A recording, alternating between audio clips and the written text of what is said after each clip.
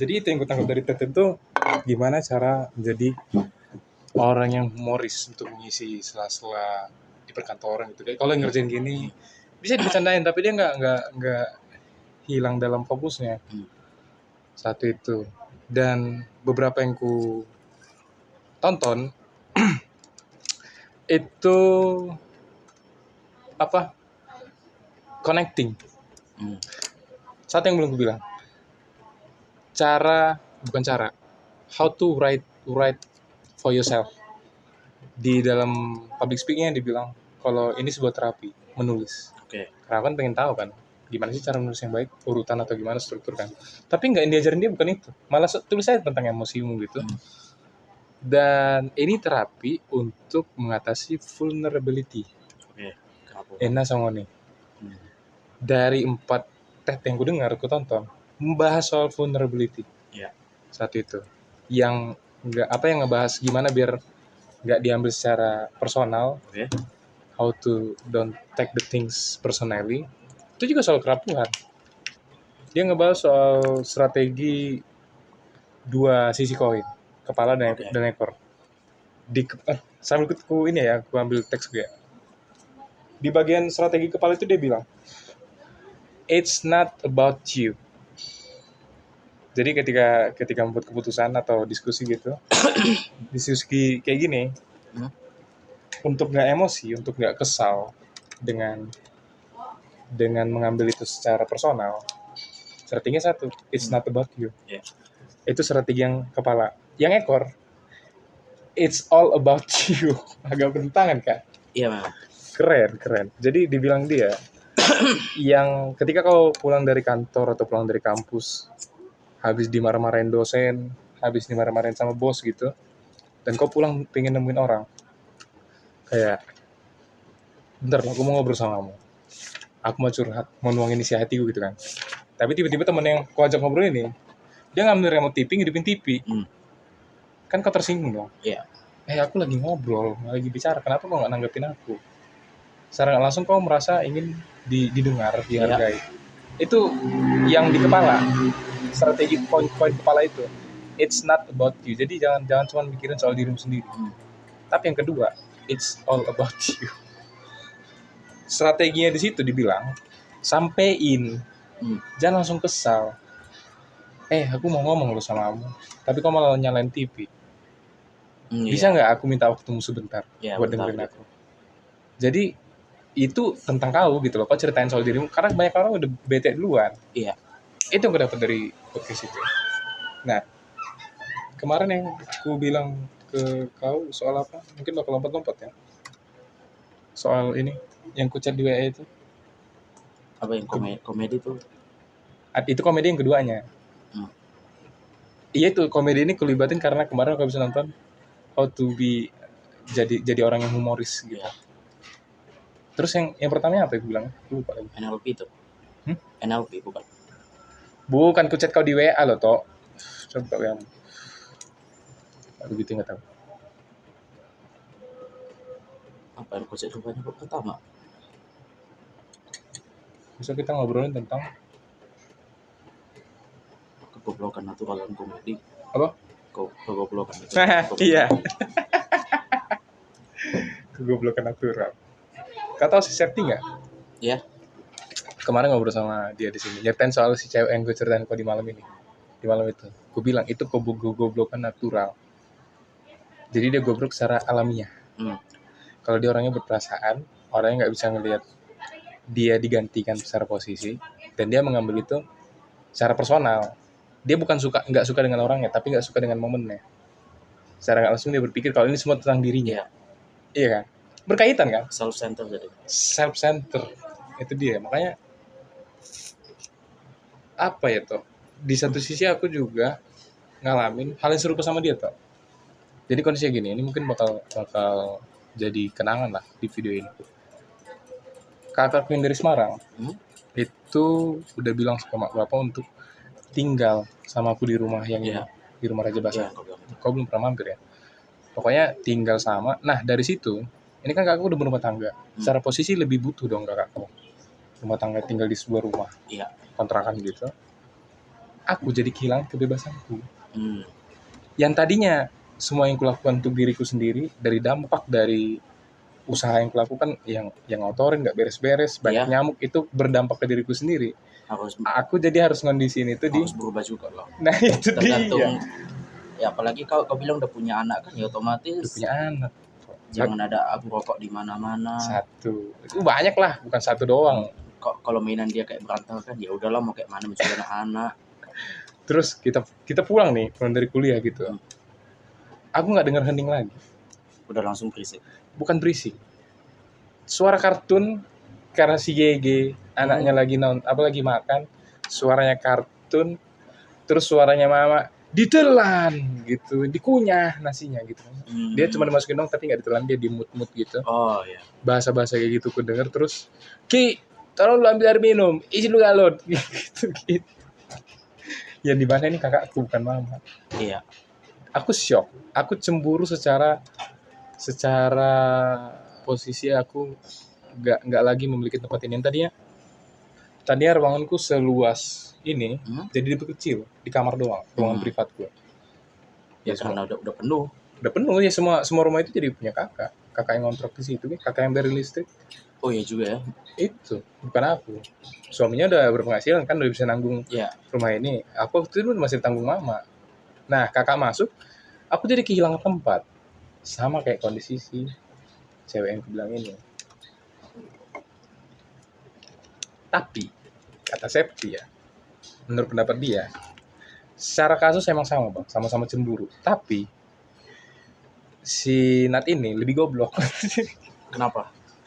Karena dia menangisi hal yang, ya, kau bayangin lah, temen dia, adik tingkat dia, berangkat ke TVRI sama mentornya untuk ngurus magang untuk kebaikan dia sendiri, tapi si kawan ini nggak suka ngeliat momen itu karena biasanya dia yang di situ. Iya, posisi dia yang biasanya pendamping di sana. Nah, aku kan posisinya biasanya aku di situ sendirian bisa tenang, tiba-tiba diisi orang lain dan aku nggak suka di rumah itu ada banyak orang lain dengan berisik dan nggak sesuai kemauanku.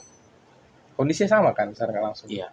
Tapi apa ya? Ada value yang berbeda gitu. Di kau hal yang normal dan kayaknya hampir semua orang belum bisa beradaptasi dengan itu gitu. Tapi di satu sisi ini dia cemburunya sama orang lain gitu loh. Cemburunya sama orang lain pada sebuah momen. Gimana itu lebih aneh, nggak profesional katanya gitu. Kalau ya kan dasarnya kan kayak ada perbedaan situasi gitu. Antara kalau kita ngomongin kayak kerjaan pendamping, ya otomatis kita udah ngomong ke ranahnya profesi. Profesional dong. Apalah partner yang dibutuhkan, kayak apa yang bisa kau tawarkan, apa fungsimu di sana. Cuman kalau masih dalam kayak batas keluarga, satu sisi balik ke kau lagi, apakah kau nganggap itu kayak sebagai bentuk kayak disturbance gitu, kayak gangguan yang emang mau kau singkirkan atau enggak? Banget, tapi nggak bisa disingkirkan. Pada dasarnya nggak bisa, gara-gara masih terikat hubungan keluarga tadi. Apapun ceritanya, yaitu kakak kau. Iya benar. Itu pun paraman kau juga itu. Oh paraman ya? Iya, ponakan kau juga itu. Berarti apapun yang terjadi untuk kedepannya ini. Kalangin kamera kayaknya. Di sini aja. Oke. Jadinya apapun yang mau kau bilang kayak kedepannya ini, di satu sisi pentingnya lagi beradaptasi. Sampai kau udah merasa biasa nanti. Satu sisi juga kadang gitu juga. Atau kau ngalamin hal yang sama? Paling jelas. Sendiri aku ngekos tiba-tiba balik lagi sama waktu aku di Lampung. Oh iya. Jarak jauh. Kawan-kawanku di kampung baru semua. Dulu sampai jam 3 aku pulang. Main di rooftopnya tempat siapa si Sidik Ahmad apa itu. Oh iya tahu. Sekarang lihatlah harus pulang. Tiba-tiba di 3 tahun aku gini-gini terus. Hilang loh hampir semuanya. Kayak berapa banyak seminar yang ku lewatkan gara-gara harus ke pesawaran, urus dokumen apa segala macam. Acara banyak kesempatan, cuman ku lewatkan gara-gara sekarang aku mau nggak mau paham situasiku ada di mana. Tanggung jawabku udah ada tambah satu lagi. Dan di sini aku tunjukkan sisi profesionalitasku tadi tuh. Gimana? Ya aku kayak dikasih tugas. Kalau ini aku tolak, harga diriku yang rusak di sana. Gara-gara aku udah membuktikan kalau aku ini nggak bisa dipercaya untuk megang sesuatu. Jadinya aku mempertahankan, aku paham kali ini ada responsibility-ku di sini. Jadi aku pusatkan ke situ dulu. Tapi di sini balik lagi, sepintar apakah kita mengatur waktu antara di sana dengan di sini, itu jadi tantangannya. Tapi ini enggak, apa maksudnya waktu di awal-awal kok juga sama kayak aku nggak sih? Maksudnya belum bisa adaptif. Harusnya bisa ngobrol sama mereka nih, bukan di rumah mendekam sendirian. Gini aja paling simple. Kadang kelas kan mulai jam 10, Ah, bangun aku jam 9. Atau enggak hari Minggu lah, hari Minggu di kedaton aku ya kadang masuk jam 3 atau jam 5-nya. oh iya. Sekarang mau nggak mau, karena gereja jauh, sekolah minggu di rumah, harus bangun pagi aku. Soalnya ruang tamu itu udah jadi tempat anak sekolah minggu. Musik di mana-mana, ada yang nangis. Iya. Mandi pun aku harus lebih cepat. Soalnya kadang tiba-tiba ada yang gedor, "Bang Santu mau berak bang," gitu. "Mau kencing bang." Mau kayak mana lagi? Oh, kayaknya kau lebih parah di gempuran daripada Lebih yang kau mengganggu alami. lagi. Kau satu anak, aku berapa anak? Ya walaupun bedanya ini cuma hari Minggu doang ya. Iya, iya, iya, iya. Kau kan udah tiap hari nih. Waduh, iya Apapun juga. ceritanya. Kau kesal nggak sih nggak? Kenapa sih kayak gini harus ketemuin dalam hidup gitu? Ya kesal sih kesal. Cuman di satu sisi juga balik lagi ke yang tadi. Ya ini kan salah satu kayak tanggung jawab orang tuaku juga. Oh. Dan aku pun udah dikasih kayak apalah mandat lah mungkin untuk juga ikut serta ngebantu. Oke. Jadinya balik lagi kayak aku bilang tadi, satu sisi kita sebagai udah orang dewasa, mahasiswa, kita udah punya pengalaman di sana sini. Tugas apapun itu harus bisa kita pertahankan kepercayaan orang dengan kita. Apapun tadi ceritanya. Kadang pun tugas ini datang sendiri bukan karena dikasih. Bukannya disuruh harus tanggung jawab sama kakakmu atau sama pamanmu itu. Cuman kau udah ngerasa duluan. Kalau kau udah ngerasa duluan ya berarti itu poin penting. Kau artinya itu kayak punya rasa tanggung jawab. Jadi kalau terkait dengan strategi tadi itu sempat nggak melakukan yang ekor? It's all about you. Jadi kau butuh, aku nggak bisa. Aku butuh ketenangan, nggak bisa dengar anak-anak bocil ini teriak-teriak. Lalu tuh mau berak. Nah, sempet nggak kau membicarakan itu baik ke orang lama atau ke guru sekolah minggu atau ke... Kalau memang itu yang lagi penting kali, kayak aku bilang tadi, kayak misalnya ada kayak satu seminar nih, pengen ku ikutin. Cuman ini bukan kayak seminar wajib harus ku ikutin, cuma kayak penasaran dulu aja di awal. Cuman balik lagi mikir ada kepentingan yang satu lagi yang lebih penting, jadinya aku nggak terlalu mementingkan itu. Tapi kalau misalnya ada seminar entah kawanku yang sempur atau apa dan aku butuh kayak buku kuning, kayak kartu kuning, dan ini penting, ya aku bisa nolak. Harus ada opsi yang lain. Jadinya balik lagi gara-gara apa? Aku bukan official menjadi bagian dalam kerjaan ini. Aku kan cuma di sini gara-gara ngebantu mama aku aja ceritanya. Dan memang aku udah kayak terlalu over, kayak aku jadi paling banyak ngebantuin juga. Tapi bukan berarti ini malah jadi kayak ngebikin orang tua aku itu terlalu tergantung sama aku. Karena ada majelis yang lain. Kayak anggap aja kayak aku ini kayak freelance lah, kurang lebih. Bukan berarti gara-gara aku nggak ada kerjaan ini langsung nggak jadi, bukan juga. Tetap bisa dilakukan. Cuman kehadiranku itu mempermudah kayak gitu aja. Jadi kalau aku ada kerjaan yang emang lagi penting banget, kayak misalnya ada event kayak harus ikut sana sini, ya aku nolak. Iya. Atau enggak dinegosiasi aja, kayak di reschedule aja. Kayak aku balik jam segini nanti. Bisa enggak? Ya udah bisa, gas kalau gitu. Tapi ini nggak sih, Tok? Sekalipun seprofesional itu kau, ada nggak sih kerinduan untuk jadi kayak aku pengen kehidupanku waktu aku masih ngekos? Wih jelas lah. Iya. Yang aku bilang tadi yang paling kayak simpel aja. Bukannya berarti kayak ngekos sendiri aku artinya mau bebas kayak mau ngapa-ngapain gitu. Aku ini kan dari kecil itu kan anak sesadah. Iya. Tinggal sama orang tua. Jadinya ya banyak lah yang ngomong kayak mana sih Santo nanti kan belum pernah dia hidup sendiri kayak apa segala macam. Banyak yang ngomong ternyata. Tapi buktinya udah duluan aku hampir 2,5 tahun atau 1,5 tahun lah di Lampung ini, udah duluan survive-nya aku. Bukannya mati atau kena emah atau apa dan selebihnya. Dan satu sisi pun mungkin karena insting bertahan hidupku pun jalan juga. Iya. Ngekos aku di kampung baru, kadang gak makan, gak minum, tidur gak teratur, gak pernah sekalipun aku sakit sama sekali. Mau hujan-hujanan pulang gak pernah sakit.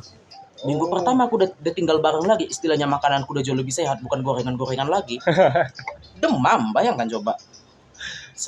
Minggu pertama. Dan itu kayak emang ada faktor psikologisnya, kayak kau udah ngerasa aman di sini. Jadinya kau udah kayak nurunin kayak sensimu tadi, entah kayak fisikmu udah lebih turunin. Iya. Gara-gara kau sadar ini kayak safe house-mu gitu, kayak safe point, bukan kayak di kos-kosan lagi. Kayak kalau misalnya lagi kampung baru jalan malam kan seram kadang kan, lebih was-was 2 kali lagi, kayak naikin insting segala macam. Udah jadi lebih tenang lagi. Bukan itu dari sisi psikologinya? Ya ada juga. Di tempat nyaman kau sama kayak kalau pernah lihat kayak ada kasus kayak misalnya ada seorang ibu, dilihatnya anaknya ditimpa mobil, Ada kadang beberapa kasus di mana ibu ini saking paniknya, entah kenapa mungkin sarafnya bekerja semua dengan adrenalinnya, dia bisa ngangkat mobil itu untuk beberapa detik supaya anaknya nih bisa keluar. Tiba-tiba kayak satu tenaga yang gede gitu. Iya, kebayang, aku tahu. Gara-gara dia sadar ini anakku jangan sampai mati dan selebihnya, terangkatnya mobil yang tadi itu. Awakening gitu ya. Iya, Awaken. ada yang kayak gitu dia. Dan kalau kau tanya rindu atau enggak, ya jelas iya. Di salah satu contohnya apa yang paling jelas kayak rindunya tadi. Ya bisa ngomong lah kalau kayak kitanya kayak perantau-perantau yang datang ke kota gini, walaupun kalau lebih dekat istilahnya kan dibandingkan aku kan. Cuman kan kita kan sadar kalau kita hidup sendiri di sini ya yang mati bakal kita. Kalau kayak ada tanpa relasi dan selebihnya. Jadinya aku kayak misalnya kayak dengan sulap dengan apa selebihnya kan itu kan kayak bangun relasi juga biar aku dikenal sama orang yang ada di sini. Iya. Apalagi aku pendatang yang lebih jauh lagi. Makanya aku punya banyak kawan. Kayak usahakan aja kayak kenalin sana sini kayak di organisasi mau beda jurusan dan selebihnya tadi. Jadinya dengan aku tadi sekarang udah pindah jauh, apalagi aksesku udah nggak segampang dulu lagi. Yang dulu sekiranya bisa jalan kaki aku mau dari kosan, sekarang udah nggak lagi. Kadang pun sekalinya udah di rumah udah malas keluar aku. Sekalinya udah keluar rumah. Sekalinya udah pulang, udah di rumah pulang. gitu. Oh. Tiba-tiba ada yang ngajak Sam kesini, aduh udah di rumah aku udah malas sekali aku lah. Ya udah jadi kayak gitu. Mau gimana lagi? Ya tadi kau bilang itu ya. Bahkan nggak terpikirmu lagi untuk menerapin soal ini semua tentangku gitu. Iya. Ya kau mikirin prioritas orang lain juga dan prioritasmu sendiri. Apa yang lebih penting daripada seminar itu kan? Yang penting. Iya, beberapa ada gitu yang kulihat kayak tertarik. Cuman kayak sadar lagi ada yang lebih penting lagi nih. Satu sisi juga kalau kita ngomong udah kayak hidup sendiri kan gitu kan. Kayak seolah-olah kayak ada kebebasan kita yang diambil. Penting juga harus dipahami kalau dalam kondisi seperti itu balik lagi ke tahap awal yang mana kewajiban dan mana yang kebutuhan. Oh. Istilahnya kita di sini sebagai pelajar, kalau kau gunakan alasanmu tadi karena kau sekarang tinggal jauh untuk nggak masuk kampus lagi, yang salah kita di situ tanpa ada pendirian. Kalau masa cuma karena misalnya sekarang ada di rumah udah jadi malas kampus kan udah jadi alasan kayak kesannya kayak anak-anak kali gitu. Mengorbankan karena di situ jadi terkorban Iya. Kampusnya gitu. Iya, padahal harusnya nggak ada yang dikorbankan. Gak ada yang dikorbankan. Entah mungkin dia karena kesal atau mungkin gara-gara dia kayak ngerasa kebebasannya diambil. Makanya aku tadi kayak sama kau, mau ini kau kesalnya kayak mau kau singkirkan kan mereka dari tempatmu sekarang juga gitu. Iya. Balik di situ lagi. Iya, sama-sama ngalamin kondisi yang serupa ya, maksudnya menginginkan hidup yang lama. Kalau nggak salah kemarin tuh gue bilang kan apa? Kita takut karena kita tahu gitu. Aku takut karena aku tahu. Karena pada dasarnya manusia ingin merasakan nyaman kan, Ya, dengan ketidaktahuannya. Iya. Gitu. Kau nggak tahu kalau kau harus jemput mama sana sini, nganter sana sini. Kau nggak tahu di kondisi kau ngekos. Ketika kau tahu itu, kau kehilangan sesuatu yang nyaman tadi gitu kan. Sama-sama pernah di kondisi itu. Apa dia mau bilang ya? Maksudnya apa ini juga bagian dari pembentukan pribadi ya? Karena aku ngobrol sama lekku. Sorry banget lah, aku bukannya nggak nyaman atau nggak suka, cuman belum terbiasa aja dengan kondisi dengar suara kartun. Karena si Gigi makan, si Gigi nangis, si Gigi teriak-teriak, tiba-tiba dia keluar, si Gigi itu dulu jangan kena panasan gitu kan. Jadi harus gerak kita ngurusin anak kecil. Kok aku jadi nggak menjadi diriku sendiri di sini, aku nggak bebas, it's not free gitu. Kenapa aku harus ngikutin orang kayak kau jadi harus ngikutin ya agenda gereja lah, nggak usah bilang uluan gitu. Apa emang kita nggak pernah dibangun untuk menjadi diri sendiri ya? Itu jadi pertanyaanku kadang, jadi perenungan gitu. Apa emang justru menurutku kayak di tempat kerja kita nggak bisa ngomong sefrontal kayak kau kalau ngomong sama orang dengan logat Batak gitu kan. Jadi harus dikondisikan. Kemarin ngobrol sama Septi itu dia berujung kayak gini. Pada akhirnya bang, sekalipun kita udah mendalami orang itu, pada akhirnya kita akan tergantung orang yang mau atau enggak. Tergantung. Karena kita udah cukup mengenal orang itu. Tergantung, semua bergantung ke dia. Jadi beberapa toleransi ada yang dimaklumi dari sifat dia, dari kelakuan dia. kita nggak bisa menentang itu gitu loh. Pada Iya. akhirnya tergantung orangnya. Tapi untuk itu ikut sama kita lagi kemungkinan bakal kecil. Iya. Nah ini kondisinya mamamu dan ini kakak. Nggak mungkin kita hindari itu. Memang udah nggak kehindar lagi, tapi baiknya lagi lah ambil aja kayak beberapa sisi positifnya. Ya misalnya kayak kau lah, kau berada di kondisi saat ini udah bisa kau bayangkan kalau kau punya anak nanti. Udah dapat kira-kira gambarannya kayak mana. Iya sih. Udah paham kau gimana sakitnya kalau tinggal di tempat sekecil itu. Berarti kau harus ada motivasi untuk ngambil yang lebih besar lagi rumah kalau memang kayak gini kondisinya nanti. Supaya ada tempat mainnya gitu tanpa harus melibatkan kau dan sebagainya. Kalau kayak aku sendiri karena udah berada di sini, aku jadi paham juga kayak apa ya bisa dibilang ya. Di satu sisi nggak harus kita sendiri yang harus ngerjain semuanya juga kalau kerjaan itu. Sadar juga andai kata aku kayak mutusin aku kuliah mah ini dan segala macamnya ini akhirnya mama aku kayak kerja sendiri sementara dia nggak terlalu paham komputer udah nggak bisa kayak sana sini lagi. Nah ya bisa aku ngorbanin umur mama aku dengan usianya saat ini, tenaganya lebih kekuras, fisiknya lebih kepake lagi jadinya, mungkin lebih gampang kayak jatuh sakit. Iya. Terus balik lagi ya kalau kita ngomong kayak budaya kita ya apa baktimu sama orang tuamu. Lagi-lagi Gara-gara itu udah mikir udah nyampe sana kok. Apalagi kayak minggu pertama kayak misalnya pindah ke Teluk sana itu, aku tengok tempatnya ini kayak, aduh kamar pun pintunya nggak bisa ditutup lagi nih. Lembab kali tempatnya ini. protes lah ya. Ya banyak komentar lah, apalagi awal-awal pindah itu gara-gara kamarnya ini masih belum dimenarin, dalamnya masih banyak barang-barang lama, dia masih tidur di ruang tengah. Jadi mau nggak mau biasanya aku bangun jam 10 ini harus bangun jam 7, soalnya udah ada yang datang pasti itu. Ya ampun. Ada yang datang tidur aku di situ kan gak enak kali. Iya di ruang tengah pula. Pernah kau bangun pagi-pagi gini, ada inang-inang di sebelah sini ngumpul lagi cerita-cerita gitu. Bangun kok. Bingung kau mau ngapain. Ya cuma, iya nang. Terus ada yang bilang, besar kali ngorokmu ya katanya. Aduh.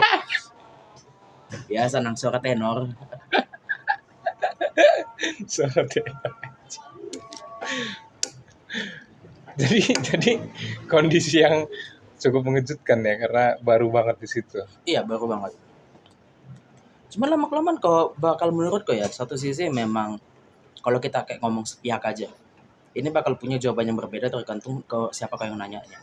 Kalau kau ceritakan masalahmu ini dengan seseorang yang memang punya masalah broken home, yang dia kayak ngerasa keluarganya sedikit parasit dan selebihnya, dia mungkin akan ngusahain gimana caranya supaya kau itu mendapatkan kebebasanmu kembali. Sementara kau saat ini mungkin itu kayak masih belum merasa, aku belum ambil kayak kebebasan, kayak kau aja masih belum paham situasi ini gimana ke depannya. Iya, apakah ini berjalan lama, berjalan bentar, atau kau sendiri malah menikmati nanti. Awalnya kau kayak ngerasa bising, tapi lama-kelamaan kau mulai nyaman dan waktu mereka cabut, sekarang tempatnya balik sunyi lagi, kau yang bakal kehilangan lagi. Kayak biasanya udah ada Cocomelon jam segini ya. Aduh, malas sekali aku nonton Cocomelon, ganti nanti highlight YouTubeku dalam hati kau kan. Padahal udah penasaran aku apa episode berikutnya nih. Ya bisa jadi. Aduh iya lagi total. Jadi ya setelah gimana cara kita open dulu aja. Nikmatin aja dulu. Aku pun apalagi pertama kali itu rumah penuh terus, makanya banyak yang di luar sampai sekarang juga sampai detik ini. Oh, karena penuh terus dan kau ngerasa nggak ada ruang untuk gitu ya? Iya. Bahkan kayak gini aja lah. Aku waktu ngekos kayak aku bilang tadi insting bertaniku muncul. Aku pun jam 3 pagi nyuci aku. Anjing ngapain? Nyuci baju. Tujuannya kenapa? Aku sadar kan dikit kan. Laundry 8.000. Ditambah setrikaan segini atau enggak laundry kalau aku tengok beratnya bisa 12.000 ya. 12.000 udah dapat GP bro. Aku kan. Mending cuci sendiri lah. Rendam gitu jam 3 pagi lah aku cuci. Kenapa jam 3 pagi? Sekalian mandi juga aku di situ. Soalnya takut aku bangun telat udah enggak perlu mandi lagi paginya. Jadinya kayak selalu aja cara untuk menghemat waktu supaya besoknya tuh tetap bisa lanjut kuliah. Oh iya. Apapun ceritanya kayak balik lagi tujuanku datang ke sini tuh buat belajar. Apapun ceritanya kalau aku jadikan alasanku karena tinggal di sana sini terhambat apa-apa, nah yang salah aku di situ, pendirianku gak ada sama sekali. Jadi nggak menghilangkan pendirian, nggak menghilangkan tujuan, tapi kontrol lagi micromanagementnya. Iya. Kayak aku bilang tadi, harga diriku tinggi. Waktu aku pindah mau datang ke sini, banyak yang bilang memang si Son tuh bisa sendiri apa segala macam gitu. Karena ditengoknya aku anak sesada dari kecil diurusin terus gitu. Ya aku pun kayak merasa ngamuk juga lah. Mak, ya jelas bisa lah. Kau pikir mati aku nyampe sana? Sentimen. Jadi tiap kali kayak mau nyerah aku dalam hatiku entah mau nangis gara-gara kayak kesalnya aku ingat aja itu. Dalam hatiku kalau aku sempat nangis sekalipun aku nangis atau kayak ngeluh ya berarti pendirianku yang gak ada sama sekali. Berarti balik ke ego lagi aja. Ego yang tinggi tadi tuh. Kusahakan aja apa segala macamnya. Udah aku bilang seminggu pernah aku ngeluarin duit untuk makan di rumah cuma 35.000. 5.000 satu hari. Seminggu. Iya, beli nasi aku 2.000. Dapat, bayangkan. 2.000. Gorengan lah ada 3 Anjing. bakwan yang ukurannya segini dijual sama ibu-ibu depan rumahku itu. Ah, Dari pagi yang masih hangat sampai malam udah lempem dia, itulah aku makan. se-struggle itu kalau waktu itu. Bukannya istilahnya mau aku ngirim duit dan ini pun cukup, cuman aku pikir-pikir lagi bisa jadi ada sesuatu yang nggak terharapkan gitu terjadi. Ya, di luar dugaan. Iya, dan aku bukannya ada penghasilan yang tetap gitu. Jadi harus dihemat sebaik mungkin gitu. Micromanagement ya. Sulit tuh emang apa ya, aku ngerasa ini tuh baik sebenarnya. Waktu aku coba bertanya ke orang, ini tuh apa bang ya, kakakmu udah bawa ideologi yang di kawannya nggak cocok karena kau masih Iya. pengen ngerasain hidupmu yang lama Iya, ya, kau jelas. bebas mau berdampak ke dirimu. Dan kakakmu ini sebenarnya adalah tujuan yang bagus untuk dirimu juga. Gimana cara selesai nyuci baju, kering bajunya, langsung kau lipat, jadi nggak gantung-gantung di mana-mana. Karena kakakmu nggak suka kan kalau gantung baju jadi banyak nyamuk katanya. Iya juga sih, cuman belum terbiasa. Dan kenapa aku harus ngadepin ini ya, apa ini bakal baik buat kedepannya, aku mikir. Nah, untuk ngobrol sama kau, ternyata kau juga ngalamin lebih parah dari situ. Bangun pagi-pagi ada inang-inang dong. Kalau aku bilang itu. Cuman lama-kelamaan makin kebiasa aja. Justru menurutku, kalau kita udah tahu ini sesuatu yang nggak akan bisa lagi dihindari, bukannya berarti gara-gara mama aku pindah ke Surabaya lagi Medan kan udah nggak bisa lagi kan? Iya nggak bisa. Supaya bisa aku balik ke kampung baru udah nggak bisa lagi kan? Justru menurutku kalau aku malah mutusin untuk tetap berada di titik nol ini terus menerus untuk waktu yang lama, aku yang nutup diri untuk berkembang. Makanya lebih mutusin ya udah ya mau apa boleh buat, ikutin aja dulu. Lama-kelamaan ya bakal terbiasa sendiri. Yang awalnya menurut kita susah tapi kalau tiap hari dilakukan ya bakalan bagus. Dan bukan juga berarti semua hal ini bakal punya dampak signifikan gitu, tapi apapun itu ceritanya tadi itu udah kayak ngasih kita apa ya, sedikit take a peek lah untuk apa yang terjadi di masa akan datang. Kayak kita paham orang-orang ini seperti apa, tahu cara kayak ngadapinnya. Iya Pak, part of experience. Misal kayak kita mahasiswa lah, kita KKN lah kayak misalnya. Kita ini mahasiswa loh, bukannya orang banyak duit. Tapi di mata orang desa ya kita ini kayak orang-orang pintar yang paham banyak hal gitu. Iya. Padahal dasarnya enggak. Makanya kadang kita bikin prokja pun bingung kita kadang kan. Iya, Mau bingung. ngapain kita bikin prokja? Mau kita bikin tentang pemupukan, kita pun gak ada megang cangkul. Nonton YouTube kita pas pemupukan ini, pasti cek nama channelnya. Bapak ini rupanya yang punya channelnya di kampung ini. Apa yang mau kita bahas lagi? Iya. Jadi salah satunya kadang pun prokja KKN itu untungnya karena nggak diawasi DPL sekalipun itu ya kita masih bisa minta bantuan warga kayak nitip gitu barengan, ada event masih gitu dan mereka open. Iya, kita ikuti nebeng lah gitu ya, nebeng prokja. Dan kalau kita nggak ada pendekatan sama sekali dengan mereka atau berusaha untuk adaptasi atau lebih parahnya kayak kasus beberapa tahun lalu yang ada ngata-ngatain warga desa itu kan jadi parah jadinya dampaknya. Tapi untungnya sih ya, aku udah coba komunikasikan ini sama Lai, yang pasti bukan sama kakak. Kakak aku ini kali bahasanya keras. Orang yang kuliah di Riau, kayak mana orang lingkungan Riau kan? Keras banget. Jadi kata Lai itu, ya pahamnya aku. Dulu aku juga orangnya kayak kau. Sore pengennya hening, nggak ada suara, nggak ada apa. Tapi kondisi udah menurut tetangga aku sama kakak. Ya aku harus ngikutin itulah, nyesuaiin kondisi itu. Nggak bisa kita bertolak dengan itu kata Le itu. Wih juga bang ya. Ya pelan-pelan lah Le. Persis kayak kau bilang, pelan-pelan untuk kau bisa beradaptasi. Sampai aku tanyain, kalau si GG nonton sambil makan jam berapa bang? Gitu. Iya. Biasanya kakakmu itu nyetel musik atau nonton gitu, kalau nggak siang ya sore. Siang setelah screen time, si GG terus siang, sorenya baru screen time lagi sambil makan, baru ini apa? Jalan-jalan kakakmu sore-sore sama si GG. Keliling-keliling nggak screen time karena batas screen time-nya dibatasin ke si GG. Cuman waktu makan doang. Begitu ya bang. Semoga lah kuat ngadepin itu. Habis makan apa rokoknya nih bang? Tapi yang belum terlawanku emang posisi si kakak. Kemarin tuh ditanya kayak gini.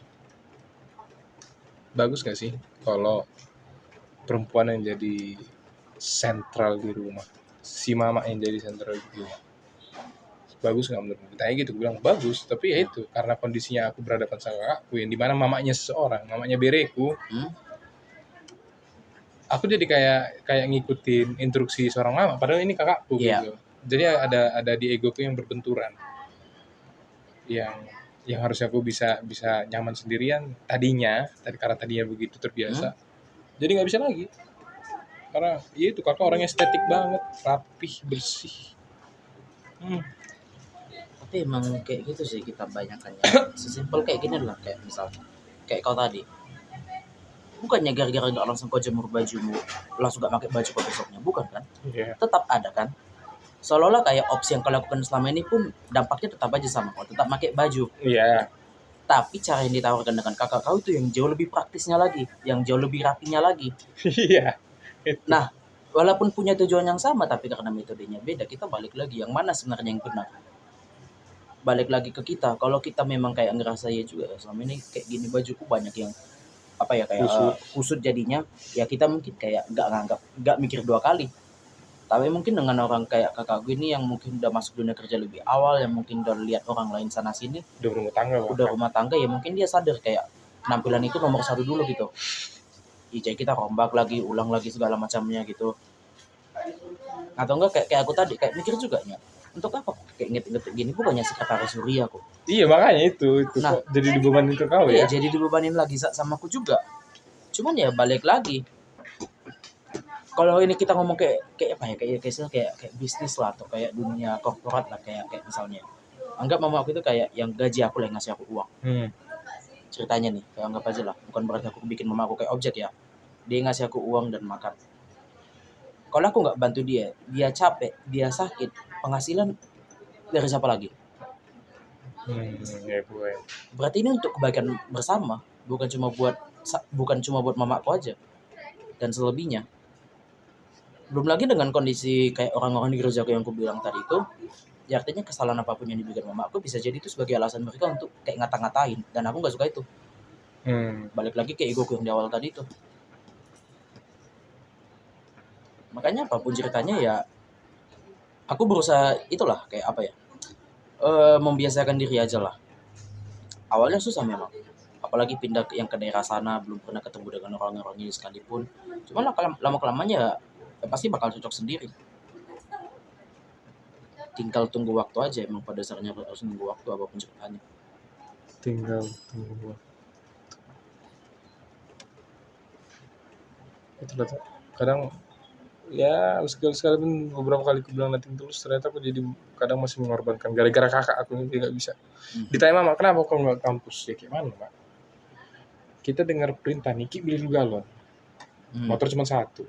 Kalau aku kampus ada apa-apa, aku malas mau balik lagi ke rumah untuk Ki beli dulu coklat, lagi ngidam kakak lagi umur 3 bulan kelahiran apa kehamilannya. Jadi kalau aku kampus, yang kebayang itu, aduh nanti kakak minta apa ya? Aku jadi responsibility di situ. Ketika kakak butuh, Ki beli dulu ini ya. Aku jadi kepikir hal apa, ada instruksi baru di kepala gitu loh. Nanti aku harus pulang lebih cepat jam segini, jadi aku nggak bisa bebas sama temanku. Kayak gitu. Nggak bisa apa? Ya bebas lah seperti aku tinggal sendiri waktu itu. Kau ternyata nggak bisa kau penuh karena malamnya harus Sparta. Kesal nggak sih kamu itu? Ya satu sisi iya, dalam hatiku pun jadi ngeganggu pergerakanmu. Ngeganggu, jelas. Apalagi kayak untuk apa ikut pertanyaan 2 kali sama nyokot banyak. Makanya itu satu sisi, cuman ya karena balik lagi tadi emang udah termasuk jadi tanggung jawabku juga. Ceritanya. Atau pernah nih kau bilang ke kredit? Enggak lah. Nggak jadi ini ya, nggak jadi apa, permasalahan besar gitu di kaunya ya. not a big deal gitu lah. Pada awalnya iya, cuman lama-kelamaan kayak sadar lagi aku. Justru kalau ini makin aku habiskan waktuku untuk ngeluh-ngeluh doang, udah nggak bakal selesai-selesai lagi nih. Kalau itu iya. Apapun ceritanya. Kira-kira tuh, udahlah, kerjain aja lah dulu apapun ini. Untuk sampai tahapan not a big deal-nya itu tuh, aku belum Menurutku begitu. permasalahan waktu aja sih itu. Kayak kamu kayak masih bentar kan. Barunya kemarin kau bilang sama mau Minggu pindah ke lalu. kamu. Iya, baru minggu lalu, seminggunya masih. Ya aku aja baru bisa terbiasa itu udah 1 tahun lebih. Oh, 1 tahun. Iya. 1 tahun lebih. Kayak gini misalnya, sebelum ada Infokus, kan warta yang dibagikan. Belum ada yang depan-depannya, orang masih bawa bibel dan selebihnya. Jadinya yang ngerjain itu termasuk aku juga. Yang warta yang kertas yang kutunjukkan kemarin itu. Masuk ketik-ketik. Cuma lama-kelamaan akhirnya ada ini, dan satu sisi mama aku pun sadar kalau saat ini udah ada tugas ini, mama aku jadi yang ngetik itu. Makanya kadang ada fontnya yang beda-beda sendiri dan apa selebihnya gitu. Cuman ya udah jadi ada gantian sekarang. Gara-gara udah nggak ada bisa terharapkan lagi. Tapi terpikir nggak sih untuk kau cepat-cepat keluar dari sini dan ya merasakan kebebasan gitu? Karena di sini kau secara langsung didisiplinkan. Ya. Dan kau pengen ngerasain hal yang kau bilang tadi, bukan jadi ini ya, ngebawa ini tiap hari jadi kenapa saya harus ke Parta, kenapa saya harus ke pesawaran, nggak ini tiap hari nggak gitu. Kau masih ada penerimaan di situ tapi pengen naik tingkat biar nggak ketemu hal yang begini lagi. Pernah nggak mikir apa situ? Nggak lagi aku mau kemana-mana bergantung sama orang tua, ntar butuhnya apa gitu. Nanti ada agenda atau jam 2 siang kita harus kesini, jadi dari jam 10 kau harus standby. Kau jadi nggak bebas lagi mau kemana-mana karena udah diagendakan. Iya. Kayak gitu-gitu terpikir nggak untuk aku harus keluar dari sini? Ada beberapa perspektif untuk masalah yang satu itu. Yang pertama itu kalau kita kayak misalnya kayak ngomong apakah pengen bebas, jawabannya tentu iya. Tapi mungkin karena udah saking melekatnya ini sama aku, sekiranya kau nanti udah bebas balik ke kehidupan lamaku, aku mungkin bakal ngerasa ada yang hilang. Gara-gara selama ini udah saking terbiasa dengan hal itu, kayak begitu di stop kan, kayak merasa kosong gitu. Dan ujung-ujungnya apa? Aku pun nyari kesibukan lainnya. Dan aku bakal ngambil kerja, kayak ambil sebuah kerjaan perusahaan segala macamnya. Aku cuma ngulangi hal yang sama, cuman kali ini instansinya berbeda. Aku kan tetap mendapatkan hak untuk memperjuangkan tanggung jawabku, kayak responsibility tadi. Yang pertama. Kalau yang kedua itu, aku cuma ngarepinnya aja di saat setiap kali aku mikir aku pengen lepas ini, kayak masuk aku pengen lepas supaya aku bisa ngerjain urusan yang lain. Bukan berarti aku lepas gara-gara aku nggak suka diberikan tanggung jawab. Oh iya, biar aku bisa nyelesain tanggung jawab yang lain. Kayak aku bilang tadi, memang ini bikin repot. Sama kayak misalnya kayak di Esola mungkin. Kayak kadang kita disuruh acara ini dasarnya malas ya, untuk apa juga. Tapi semenjak pengalamanku di organisasi itu yang sekiranya kayak banyak acara dan selebihnya, kadang udah jadi kayak mungkin skill ya. Bisa tahu aku acara ini bakal jalan atau nggak ada acara. Cuma ngelihat dari panitianya bertindak seperti apa. Udah bisa aku tebak kira-kira kalau nanti eval apa aja yang bakal dibahas. Datang sendiri tuh. Saking udah terbiasanya kita tadi. Udah berapa menit? Nah, tadi itu soal apa? Yang tadi, kalau kau bebas dari sini, bakal ada hal yang ini kan kau bilang kan? Iya. Jadi aku pernah nulis soal disiplin untuk bebas. Kita di Indonesia bahkan belum terlatih dalam hal kebebasan, sehingga kita menjadi liar. Untuk bisa bebas kita butuh latihan. Misalnya menghargai hak orang lain, juga menghargai diri sendiri. Mencoba merelatifkan kemauan sendiri demi orang lain. Untuk latihan dalam kebebasan itu juga perlu mendengarkan suara-suara yang menentang kita. Suara yang tidak setuju dengan kita. Juga belajar bersikap tenang di tengah-tengah. Ajakan dari orang banyak, istilahnya tidak FOMO. Lalu menjadi intim dengan keheningan sendiri. Belajar berani menghadapi diri sendiri, tidak ikut-ikutan. Tanpa latihan tersebut, yang terjadi adalah keliaran dan kebencian. Dengan kata lain, disiplin adalah bentuk kebebasan yang sadar arah. Sepakat kan dengan itu? Jadi, kau secara langsung udah disiplinin nih. Iya. Meskipun kemarin tadi kau bilang, kau bisa balik dari kos jam 3, bebas gitu kan. tapi kau didisiplin. Setelah kau disiplin, kau merasakan nggak ada kebebasan di situ? Setelah udah disiplin, apakah merasakan kebebasan? Apa bebas musik? Ada musik lagi. Justru menurutku ini di satu sisi terkait kebebasan tadi itu, kadang kita punya waktu kosong, tapi karena kita nggak tahu mau ngapain di waktu kosong tadi, itu berlalu lalang seperti itu aja.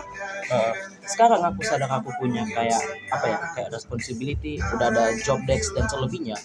Tiap kali aku kayak dapat kebebasan yang kau ucapkan tadi, itu bakal jadi suatu reward untukku yang bakal ku hargai banget gitu. Jadi tiap waktu kosong yang ku dapatkan itu nggak lagi terbuang kayak gitu aja. Bukan kayak waktu kita dapat libur panjang kita cuma di rumah diam-diam gitu. Sekarang ini tahu aku harus diapakan. Oh lagi kosong nih, udah kerjaan tugas yang ini. Lagi kosong ini, oke video call makan konten udah jarang kojak ngomong. Lagi kosong ini. Iya. Selama gitu. Oh lagi kosong ini, wah bisa lah satu batang dulu ya kan. Jadi menghargai belum gitu. punya rumah, iya. Kayak aku bilang tadi, sama ini aku suka ngerokok. Gara-gara aku sadar tiap kali aku hisap, ini ada artinya. Bukan kayak orang tiap kali kayak ngerokok bebas. Soalnya aku tahu nyampe rumah nggak akan bisa lagi nih. Jadi kayak momen gini aku nikmati tiap detiknya tadi tuh. Justru karena ada batasan itu. Iya, justru batasan itu yang bikin kita sadar seberapa pentingnya beberapa momen yang kadang kita nggak sadari tadi. Paham. Sama kayak misalnya ada beberapa kawanku yang masuk ITERA kayak sempat cerita. Work life balance.